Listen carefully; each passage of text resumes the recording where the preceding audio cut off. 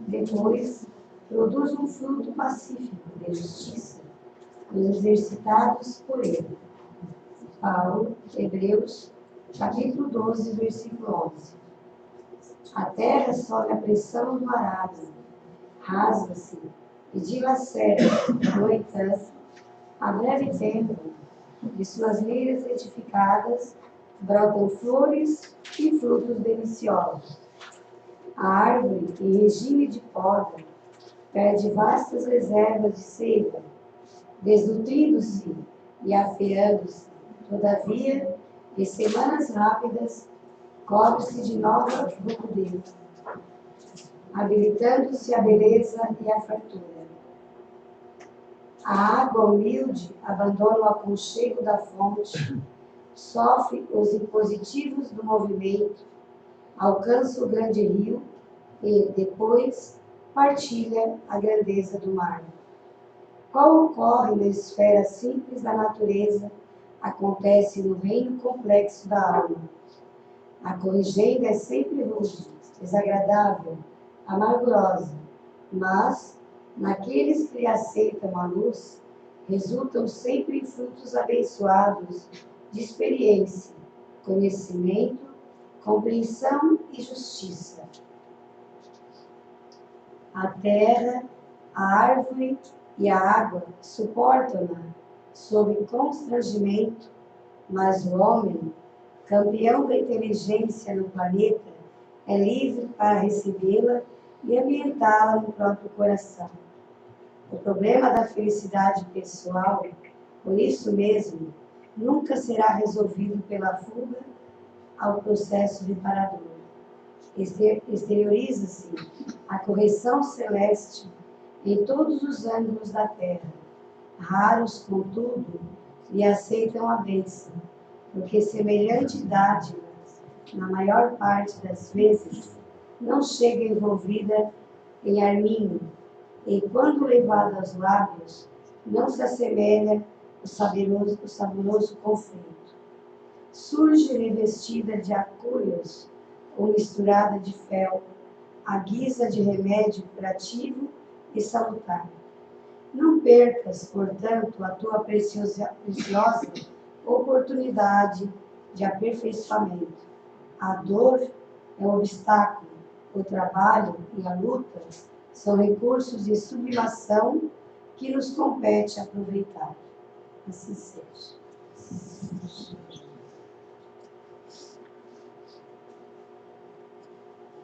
Boa noite a todos.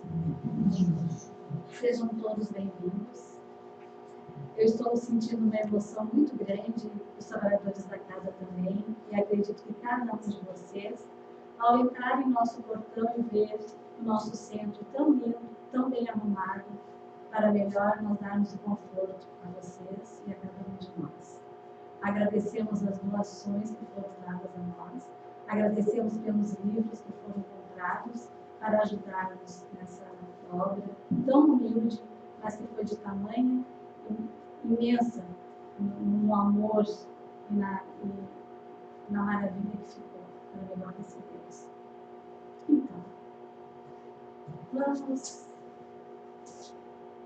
erguer o nosso pensamento a Deus, que é infinitamente bom e justo, guardar Jesus em nossos corações e agradecer a espiritualidade amiga pela nossa saúde, pela nossa família.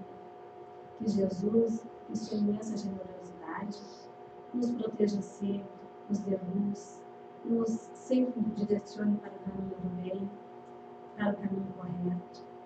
Que consigamos ser a cada dia um pouquinho melhor do que fomos ontem. Que consigamos estender a mão para o nosso semelhante, fazer a caridade. É muito bom estarmos aqui reunidos em oração, unidos pela nossa mesma fé kardecista. Assim dizemos: Pai nosso que estais no céu, santificado seja o vosso nome, venha a nós o vosso reino, seja feita a vossa vontade, assim na terra como no céu. O pão nosso de cada dia nos dai hoje, perdoai as nossas ofensas, assim como nós perdoamos a quem nos tem ofendido, e não nos deixeis cair em tentação, mas livrai-nos do mal, que assim seja. Hoje nós teríamos como palestrante a senhora Francisca, carinhosamente chamada por todos por Chiquinha, que é do Centro Espírita Círculo da Luz de Criciúma. Mas por motivos involuntários ela não pôde estar presente, então nós teremos o nosso amigo e companheiro de doutrina Feijão, que vai abrilhantar a nossa noite com a sua explanação doutrinária. Vibremos positivamente para que tudo que ele preparou ele consiga passar com muito carinho.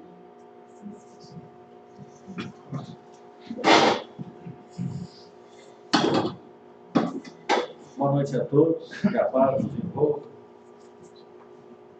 Hoje eu tenho uma tarefa, talvez uma das mais difíceis da minha vida, que é substituir a nossa querida Chiquinha. Ela é insubstituível, porque ela fala com o coração e nos encanta. Eu, infelizmente, ainda não tenho essa qualidade que a Chiquinha tem, eu só posso falar com a razão. Vou começar agradecendo. A Vera já agradeceu a todos que colaboraram. Aniversário, a gente tem que botar uma roupa bonita, né? E nós estamos fazendo 10 anos, então nós vestimos o nosso Allan Kardec para poder receber vocês neste mês de festa. Eu quero agradecer mais ainda. No livro Narrações do Infinito, o Espírito Lumen diz que, dependendo da velocidade como nós nos afastamos da Terra, lembrando que a luz viaja a 300 mil quilômetros por segundo, se nós ultrapassarmos a velocidade da luz, e Allan Kardec nos diz, no livro dos Espíritos, que os Espíritos podem viajar com a velocidade do pensamento, que é superior à velocidade da luz. Então, eu aproveitei essa lição do Espírito Lumen e viajei no tempo aí.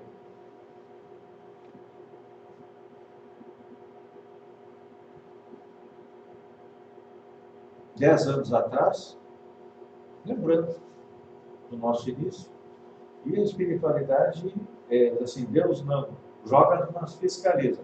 Nós tínhamos planejado a inauguração da nossa reforma, da nossa pintura, para o dia 1º. Não deu certo em função da chuva. Ficou agora para o dia 8, e a Chiquinha era a destinada a fazer isso, porque lá atrás, há 10 anos atrás, ela fez a nossa primeira palestra, mas ela não veio, então a responsabilidade coube a mim. E eu quero agradecer a todos que nos ajudaram a chegar até aqui. Quero fazer um agradecimento especial para minha esposa,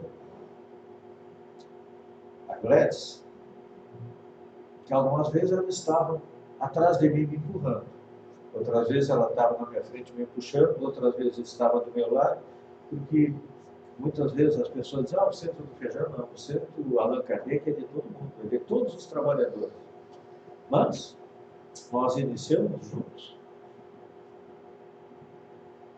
E eu digo que este é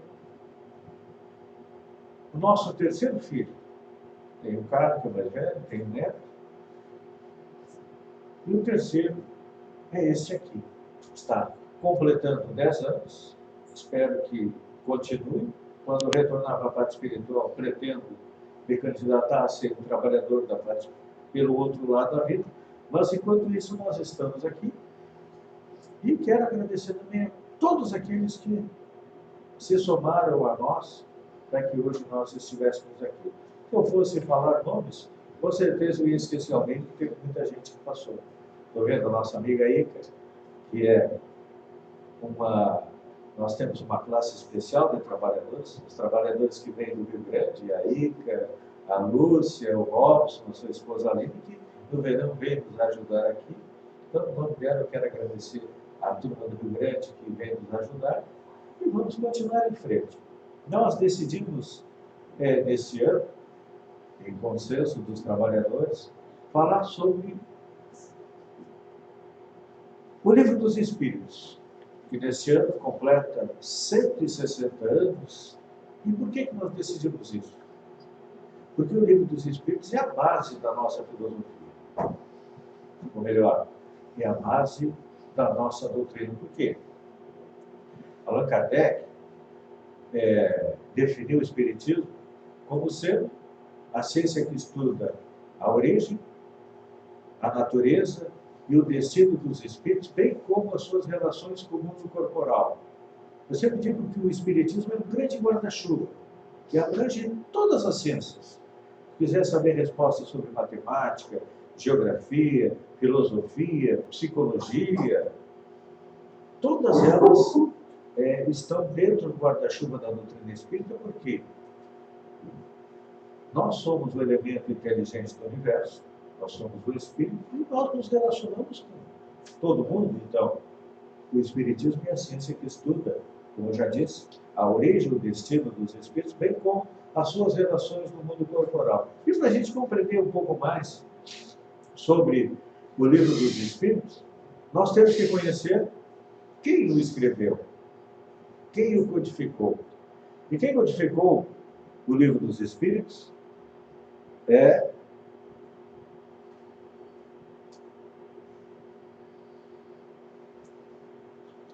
a tecnologia sempre nos dá, às vezes, algum problema. Nós vamos em frente.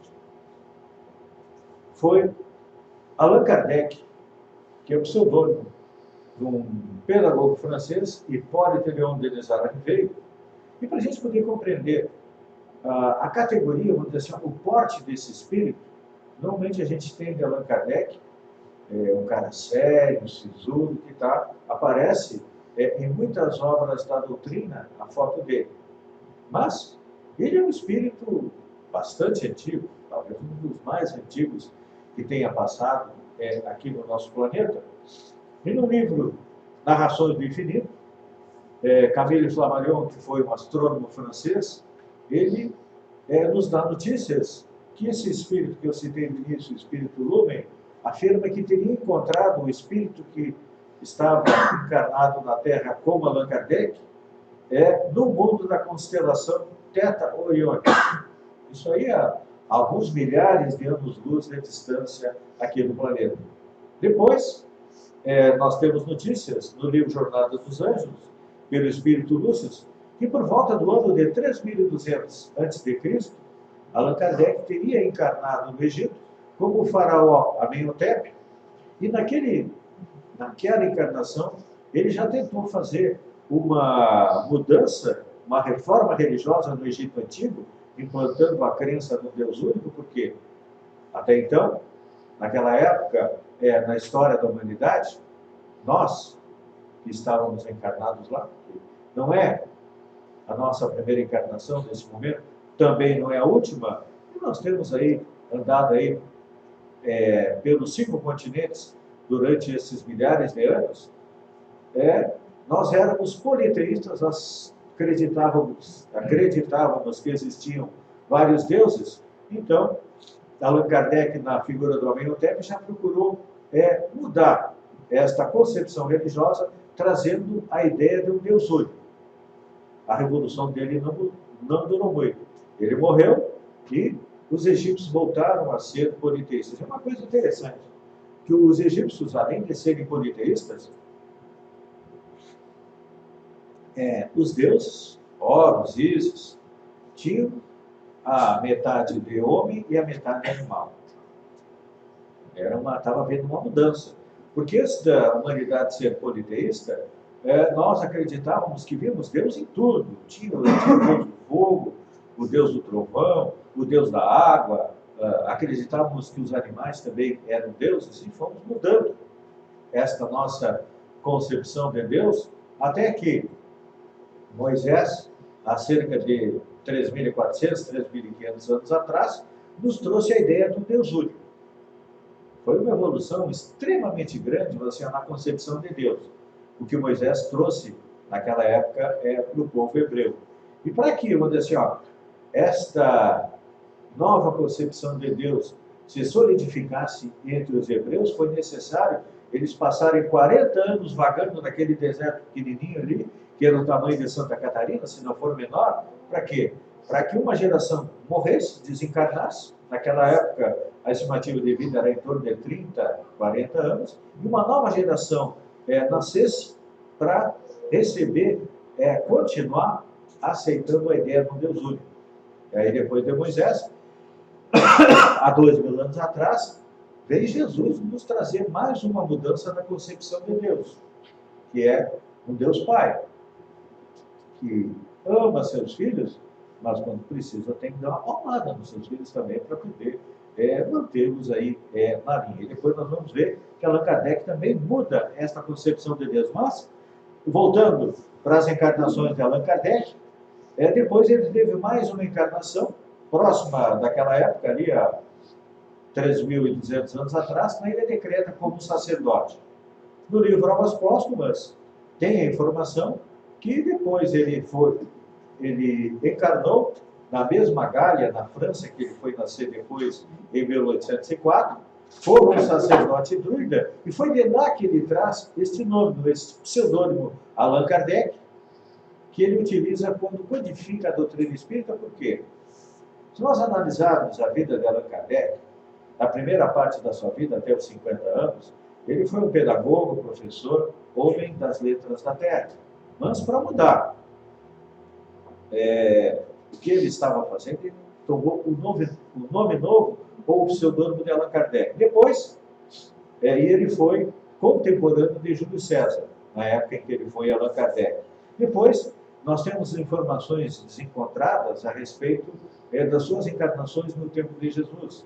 Autores dizem que ele foi José de Arimateia, outros dizem que ele foi o apóstolo Estevão, outros dizem que ele foi o apóstolo Pedro, e tem também um autor, o Rochester, que diz que ele foi um centurião. Tem nos evangelhos aquela passagem, tem um centurião romano que vai até Jesus em busca da cura do seu servo, e Jesus pergunta a ele, queres que eu vá até lá para curar teu servo? E ele diz, não, basta que tu digas que ele vai ser curado e ele ficará curado.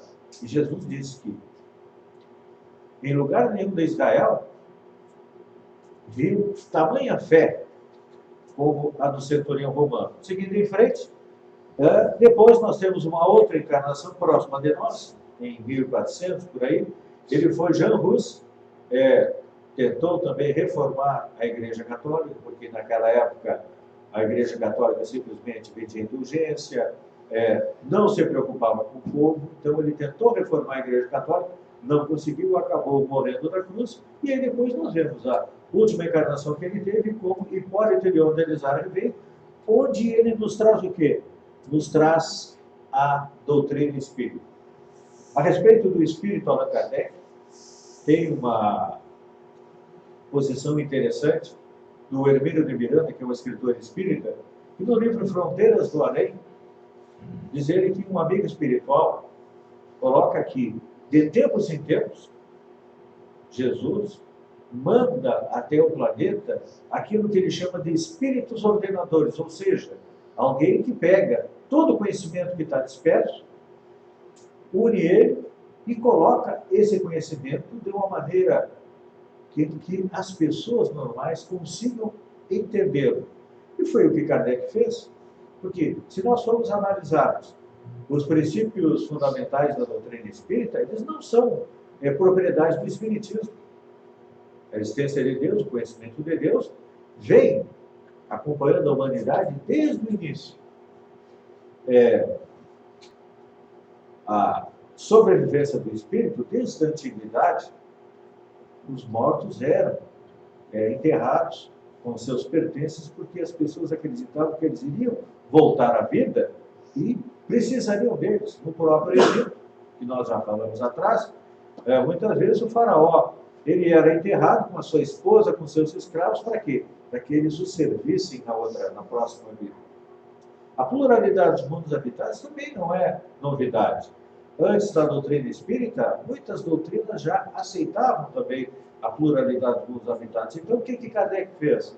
Ele simplesmente sistematizou todo esse conhecimento e colocou à nossa disposição de uma maneira clara, porque o livro dos Espíritos ele pode ser lido tanto por pessoas que tenham terceiro grau, segundo grau, primeiro grau, e até quem tem as primeiras letras consegue ver e consegue compreender, porque ele foi escrito de que maneira?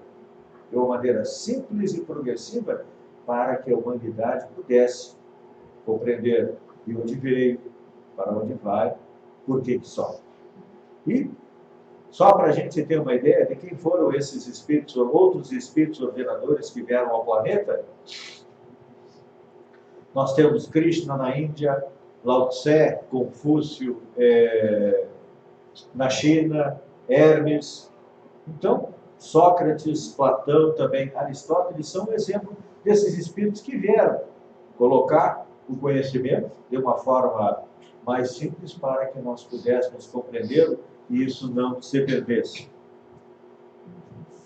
Outro fato que nos mostra a magnitude, assim, a evolução desse espírito, se encontra no livro Cartas e Crônicas, que foi psicografado por Francisco Cândido Xavier, com o espírito que se assinava Irmão X, que era o pseudônimo, e diz que no dia 31 de dezembro de 1799, quando estava havendo a mudança do século, 4 anos antes de Allan Kardec renascer como Hipólito de Odenizar Ribeiro,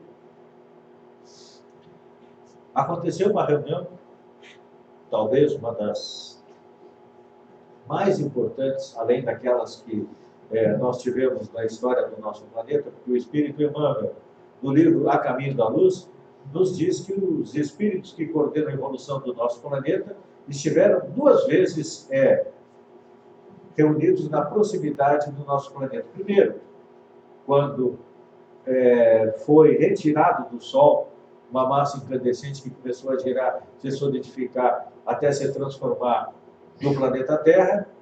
E a segunda vez que eles se reuniram aqui, os espíritos puros, foi quando o Cristo estava para nascer. Então eu diria que esta terceira reunião, já não de espíritos puros, mas dos espíritos mais evoluídos do planeta, aconteceu nesta passagem de século, porque ali estava sendo preparado o retorno do Allan Kardec para o nosso planeta.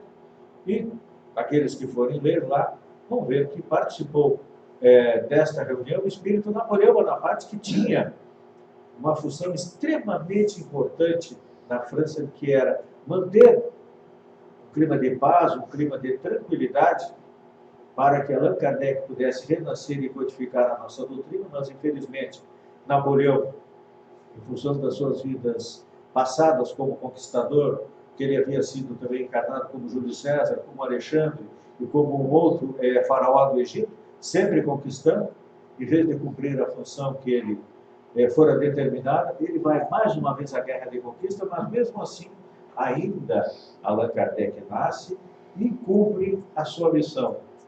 Napoleão depois retorna à espiritualidade e diz que, quando estavam todos reunidos lá, abre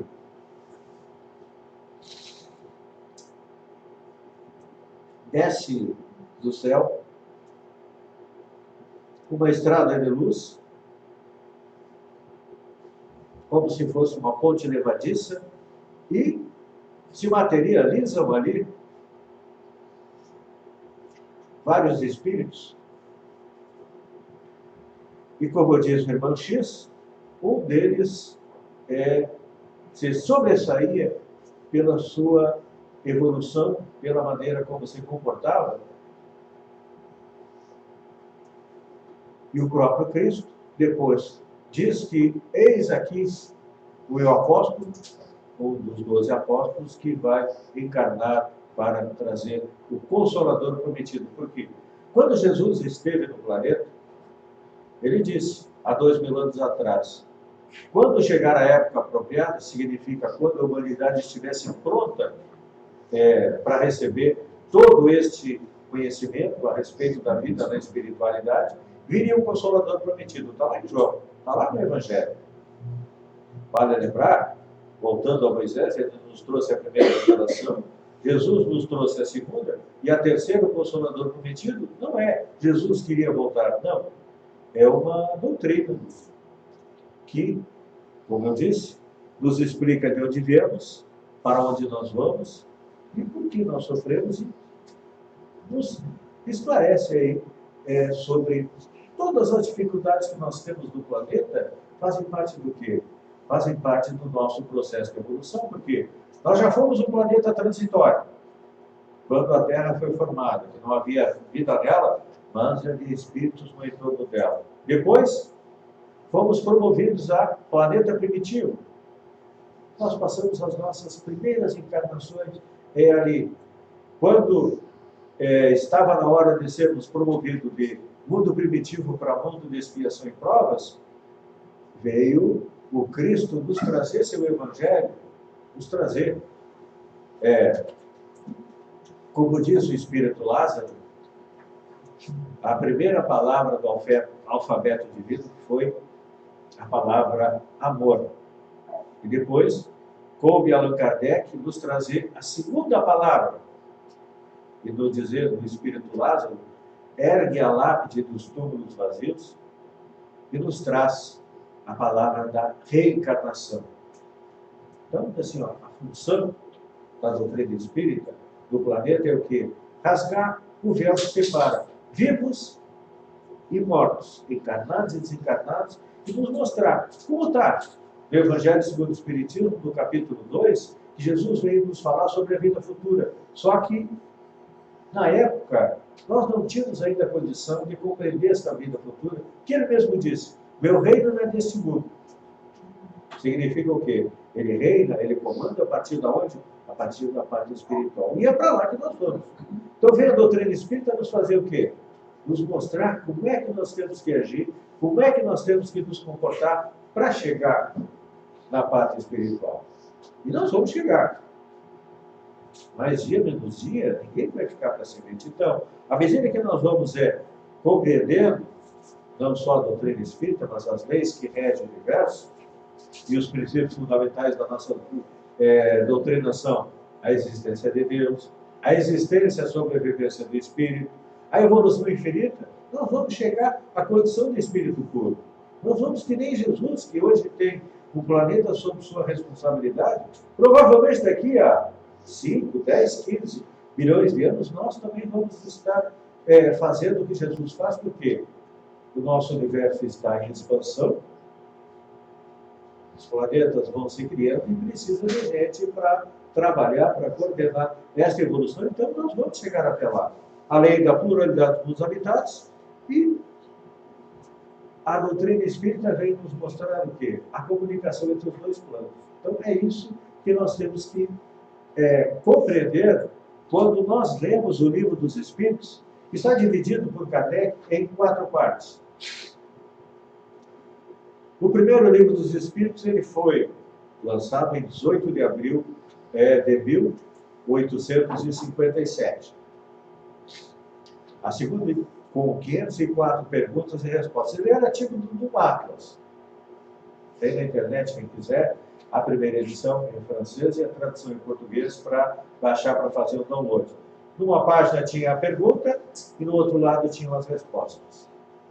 3 anos depois, Kardec refaz, e em março de 1860, ele lança a terceira edição, com 1018 perguntas e respostas, como nós temos aqui. Então, este é o livro que nós temos que ler, temos que estudar. Não é dito pelo Feijão. Não. Divaldo Pereira Franco conta que sempre teve mediunidade, na juventude tinha problemas, não entendia o que estava acontecendo com ele. Muitas vezes os médiuns vêm espíritos, vêm a parte espiritual, vai no psiquiatra, manda me externar no remanho, como louco, mas ele foi encaminhado a um centro espírita e deram para ele o primeiro livro para ler. Adivinha qual era? O Livro dos Espíritos. Diz ele que leu rapidamente, sofregamente, porque a gente, na primeira leitura, a gente diz, mas olha aqui, tá as respostas que eu procurava para um monte de problema, não só da minha vida, mas do mundo todo. Uma semana depois foi, eu quero ler o segundo livro agora. E a indicação foi leia novamente o livro dos Espíritos.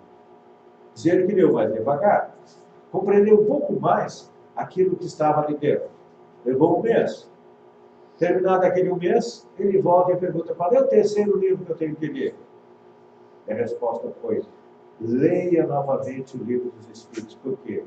O livro dos Espíritos, junto com o Evangelho, deveria ser o nosso livro de cabeceira, porque é ali que nós encontramos as respostas, os esclarecimentos sobre a vida, a espiritualidade. Então, é um livro que a gente tem que estar sempre na cabeceira, e a minha indicação é: todo dia leia uma pergunta e uma resposta, e você vai levar 3 anos na primeira leitura, mais 3 anos na segunda, e aí por diante. Então, para que a gente possa compreender um pouco mais sobre o livro dos Espíritos, eu dividi para a gente analisar rapidamente as partes que ele é composto. Na primeira edição, eram 2 partes, mais a conclusão. Quando veio a terceira edição, a definitiva, Kardec dividiu em 4 partes, mais a conclusão. Na primeira parte, nós compreendemos, aprendemos sobre os 3 elementos que constituem o universo: Deus, Espírito e Matéria. Na pergunta número 1, eu sempre digo que se Kardec não tivesse escrito mais nada, além da primeira pergunta do livro dos Espíritos, nós já teríamos um conhecimento infinitamente maior a respeito de Deus do que tínhamos até agora. Porque à medida que a humanidade foi se desenvolvendo, nós fomos compreendendo melhor Deus.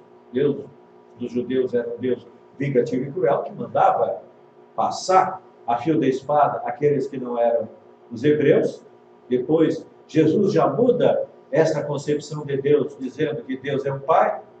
De vez em quando tem que dar um corretivo dos filhos para eles poderem se disciplinarem. Mas Allan Kardec pergunta não quem é Deus, ele pergunta o que é Deus. Por quê? A partir do momento que ele pergunta o que é Deus, ele tira a forma humana de Deus. E a resposta dos Espíritos é: Deus é a inteligência suprema, a causa primária.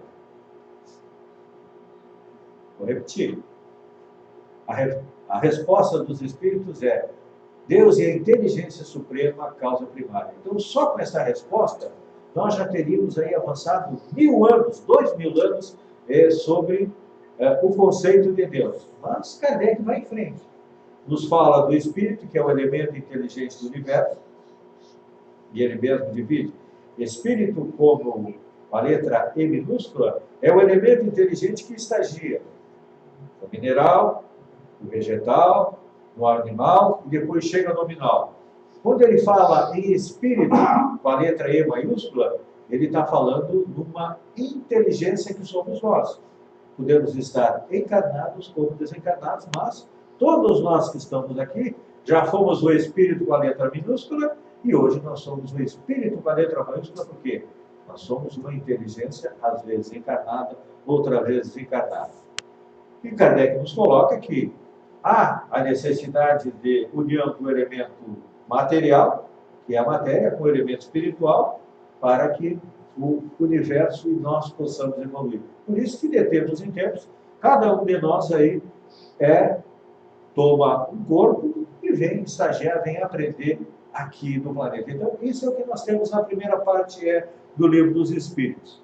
Na segunda parte, que tem 11 capítulos, o objetivo é o estudo do quê? Do espírito, do elemento inteligente de nós. Estudar sobre nós, nossa criação, nosso futuro, as nossas qualidades, sobre os nossos defeitos.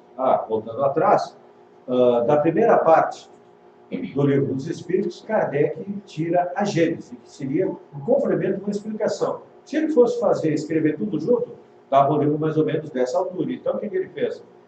Trouxe a base, e da base da doutrina ele vai, aos poucos, esmiuçando, esclarecendo um pouco mais, até porque a doutrina espírita ela é evolutiva. Kardec trouxe a base, ele trouxe o esqueleto. Aqueles que vieram após Kardec estão colocando a carne, os nervos, a pele, porque a doutrina espírita ela é evolutiva E é um trabalho conjunto. Os espíritos desencarnados e nós aqui embaixo também. É assim que Kardec trabalhou. Ele perguntava, os espíritos respondiam. Perguntava um pouco mais, vinha uma resposta um pouco maior. E assim foi trabalhando. E esse é o trabalho de evolução da doutrina espírita. Por exemplo, quem lê a coleção Nosso Lar, do Chico Xavier, ela vem fazer o quê? Vem nos mostrar como é que é a vida na espiritualidade.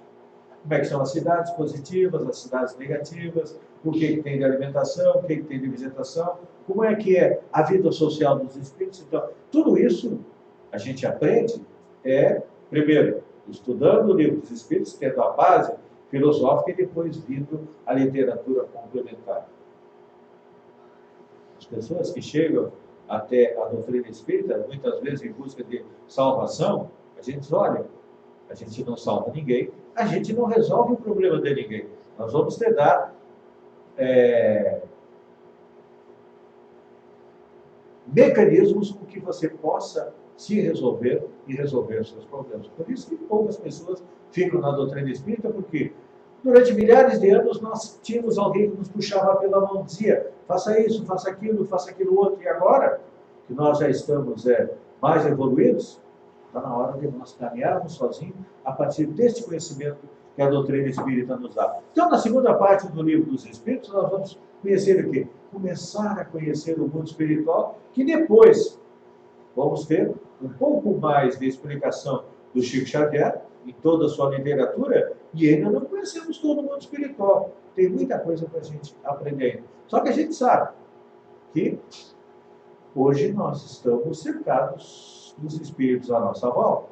As informações que nós temos encarnados em torno de 7 bilhões e meio, e tem 3 vezes isso. Então, cada um de nós anda acompanhado de 3, 4 espíritos. Essa semana, eu estava lendo um livro interessante que diz que cerca de 20% dos 21 bilhões, em torno de 4, 5 bilhões, eles andam caminhando aí nas nossas casas. São amigos, parentes, conhecidos que desencarnaram, ainda não encontraram o seu lugar da espiritualidade e ficam nos acompanhando. Quantas vezes a gente sente um arrepio, parece que alguém está nos chamando, a gente olha para trás, não vê nada, porque nós estamos sempre acompanhados. Eu sempre digo que nós temos, no mínimo,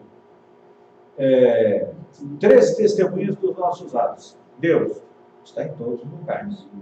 A nossa consciência é implacável. Tudo fica gravado na nossa consciência.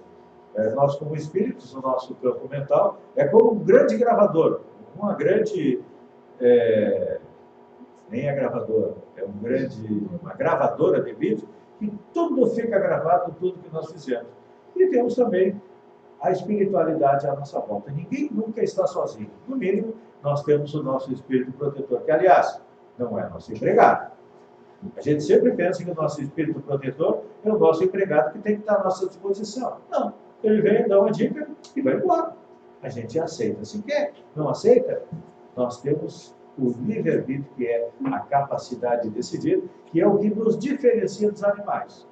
Os animais têm um instinto, têm um pouco de razão, mas eles não têm o livre-arbítrio, eles têm que fazer aquilo. Uma formiga vai sempre carregar uma folha da mesma maneira. A abelha vai sempre fazer o mel da mesma maneira. Não tem capacidade de discernir.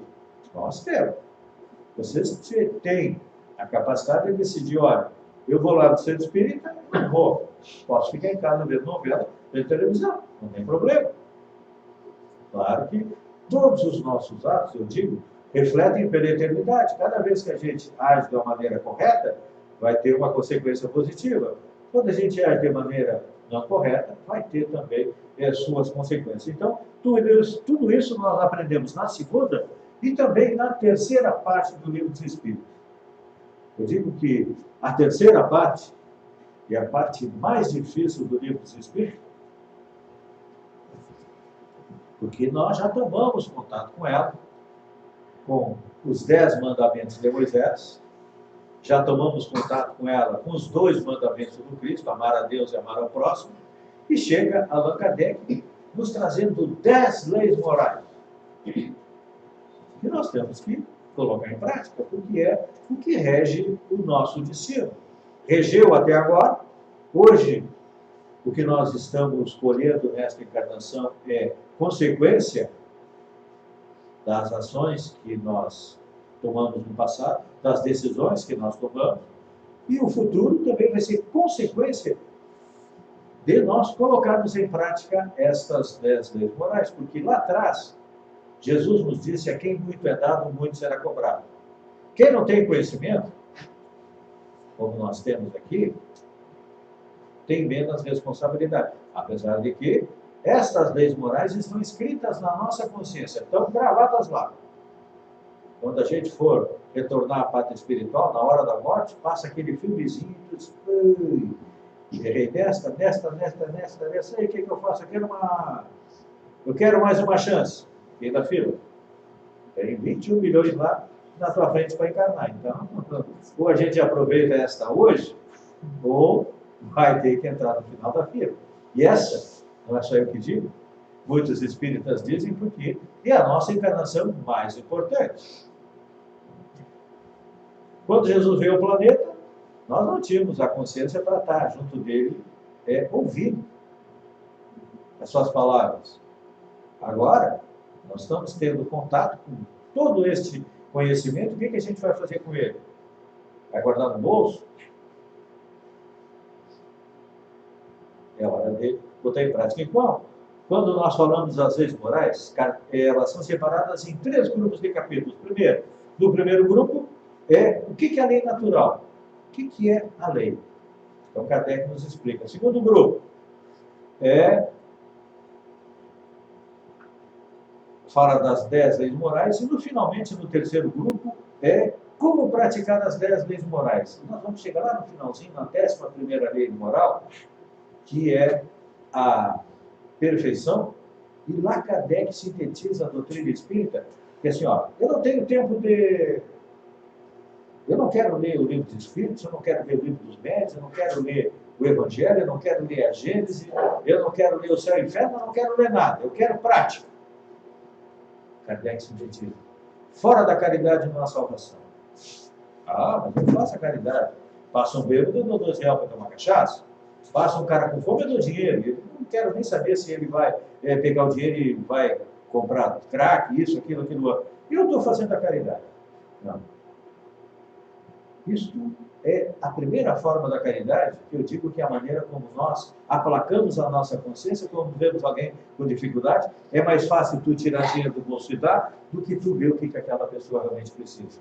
E lá, o Evangelho segundo o Espiritismo diz: existem várias formas de caridade. Aguentar a esposa em casa, aguentar o esposo, ter paciência com os filhos, aguentar o chefe, aguentar o colega de trabalho, ter paciência com o adversário político, com a torcida contrária. Então, senhor, nós temos 1001 formas de praticar a caridade. Todos nós sabemos como praticar. Não praticamos? Não tem problema. Quando nós desencarnar, nós não vamos estar muito longe daqui. Nós vamos ficar aqui assim, junto com os nossos amigos. O espírita sonha em ir para o nosso lar. Mas são poucos que conseguem ir para lá. A grande maioria vai ficar o quê? Aqui no nosso entorno. Porque teve oportunidade, teve conhecimento, não colocou em prática, aí a nossa consciência vai nos tornar pesados e a gente vai acabar ficando por aqui. Para vocês verem, olha, o nosso planeta Terra, a circunferência dele é 12 mil quilômetros. Dizem os espíritos que a circunferência do umbral é 40 mil quilômetros. Então tem muito local para a gente ficar, depois que desencarnar. A grande maioria. Mas aqueles que colocarem em prática vão seguir em frente. E olha, Kardec, na questão 617, ele resume as leis morais em 3 partes. Os deveres do homem para com Deus. Quais são os nossos deveres para com Deus? A gente conhece os nossos deveres para com Deus quando fala da oração. E a oração, a gente só lembra da oração para pedir. Depois que gastou todo o dinheiro, e foi aqui, foi ali, foi lá, a gente lembra de Deus. Pedir. Ai, meu Deus, me ajuda. Quando a gente não faz uma troca, olha, eu vou fazer uma promessa. Tu me dá isso que eu te dou aquilo outro. Deus quer que a gente faça a promessa? Deus está aí para fazer uma troca por nós? Uma perguntinha? Não, né? Então, assim, ó, os nossos deveres para com Deus, primeiro, louvar, agradecer, e a terceira coisa é para pedir. Ah, mas eu não tenho muito para agradecer. Eu não estou vendo ninguém aqui com falta de uma perna, um braço, sem audição, sem a visão. Todos nós aqui, em relação à grande parte dos outros habitantes do nosso planeta, somos privilegiados. E ainda tem mais um privilégio. Não estamos morando no Nordeste, não tem seca, não tem nada, não tem dificuldade. Aqui a vida é melhor. Então, assim, ó, tudo isso deveria ser motivo para nós agradecer todos os dias. Mas não. A gente não agradece. A gente só sabe pedir. E Deus ouve, mas olha, por que eu vou dar uma coisa boa para alguém que não se esforça para colocar em prática as leis que ele já sabe, que ele já conhece? Então, olha, quem se contrapõe à lei vai entrar lá na quarta parte do Livro dos Espíritos, que é a conclusão. Na conclusão, Kardec nos mostra o nosso futuro. Os bons vão para onde? No céu. E os maus vão para onde? E é o nome do livro que sai da quarta parte do Livro dos Espíritos, que é o céu, o inferno ou a justiça divina. Então, assim, olha, não tenho paciência para ler o céu e o inferno. É um livro pesado. Lá no céu e inferno, na segunda parte, tem depoimentos de espíritos de todas as categorias. Os bons, mais ou menos, os ruins, bem ruins. Então, se a gente lê a segunda parte do Livro dos Espíritos, a gente pode muito bem saber para onde é que a gente vai.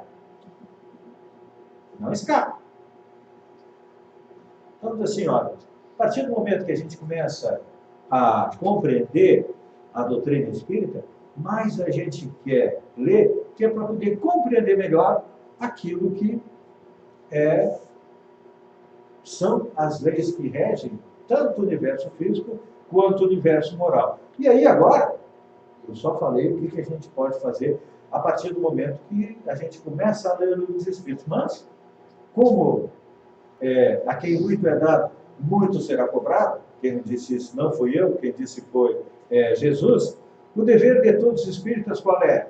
É estudar o Livro dos Espíritos e não achar que o Livro dos Espíritos está ultrapassado, eu tenho que ler outra coisa, eu gosto de ler romance, eu gosto de ler isso, aquilo outro.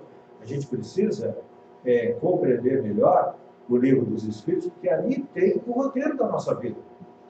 Queremos chegar à condição de espírito puro, nós sabemos que a evolução acontece, é inexorável, mas cada um vai evoluir de acordo com a sua vontade. Queremos ir para o céu, para o nosso lar, vamos ter que estudar, compreender mais o Livro dos Espíritos, por quê? Porque ele é o livro número 1. Não tem a cerveja número 1, o atleta número 1. Então, assim, para nós, espíritas, o livro número 1 é o Livro dos Espíritos, que precisa ser estudado. Por isso que neste ano nós decidimos falar a respeito dele, para mostrar que ele é como se fosse um facho de luz, uma estrada de luz que nós podemos caminhar sobre ela. Lembrando que todos nós temos o livre-arbítrio, mais cedo ou mais tarde, cada um de nós vai caminhar nessa estrada de luz. Os que saírem primeiro vão chegar primeiro, os que saírem depois vão ter que ter paciência e retornar nas próximas encarnações. Que a paz envolva a todos e obrigado pela atenção e desculpem se eu não consegui substituir a Chiquinha, que a Chiquinha consegue falar com o coração. Eu, o máximo que eu consigo falar é para a razão. Agradecemos ao Feijão pela sua explanação e aumentar o nosso conhecimento espírita. Eu vou falar uns itenzinhos aqui sobre a água Na água, a espiritualidade coloca fluidos salutares para a nossa matéria e o nosso espírito. Sempre vamos beber antes de sair daqui, recebamos a nossa aguinha e tragam a sua aguinha de casa numa garrafinha pequenininha. E aqui ela vai ser fluidificada e em casa você passa para as jarras, outras garrafas, e assim vocês serão um remedinho para a semana toda, para o seu corpo e para o seu espírito. A nossa caixinha de orações, que era aqui, nós colocamos lá, do ladinho das águas, para as pessoas se sentirem mais à vontade para colocar ali seus pedidos para pessoas encarnadas ou desencarnadas.